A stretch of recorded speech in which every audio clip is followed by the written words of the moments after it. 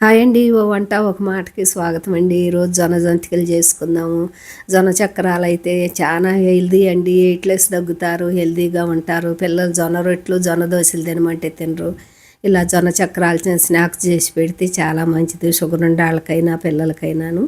దీనికి 5-6 పచ్చిమిరపకాయలు, ఒక స్పూన్ జీలకర్ర, సాల్టు, ఎల్లుల్లి వేసుకుని ఎల్లుల్లి పొట్టు తీసేసుకోవాలి. మీకు కొంచెం వాటర్ వేసి మిక్సీ వేసుకుని 4 కప్పులు జొన్నపిండికి 1 కప్పు వరిపిండి వేసుకుని ఉప్పు, కారం, పసుపు అన్నీ వేసి కలుపుకోవాలి. దీనికి 3 కప్పులు నీళ్లు వాటర్ వేడి చేసుకోవాలి. ఒక 5 గరిటెలు ఆయిల్ వేడి చేసుకోవాలి. ఆయిల్ వేడి చేసుకుని ఇట్టు పోసుకోవాలి. ఆయిల్ వేసుకున్నాక బాగా రఫ్గా ముద్దకు వచ్చిందాక కలపాలి. అన్నీ కూడాను అటు ముద్దకు రావాలి. బాగా రఫ్గా కలిపి నేను కొంచెం పిండి కనుక వాటర్ ఒక్కసారే పోసాను. మీరు ఎక్కువ పిండి అయితే ఎప్పటికప్పుడు జంతికలు గొట్టానికి సరిపాను కలుపుకోండి.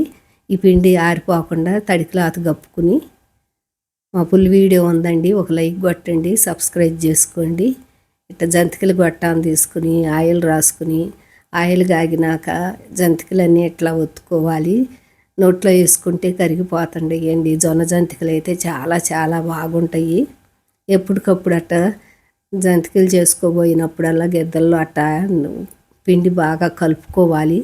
తడి చేయి చేసుకుని ఎప్పటికప్పుడు ఏ గిద్దకు ఆ గిద్ద కలుపుకుని ఇట్లా జొన్న జంతికలు చేసుకుంటే చాలా చాలా టేస్ట్ ఉంటాయండి. నోట్లో వేసుకుంటే కరిగిపోతాయి. Evening snacks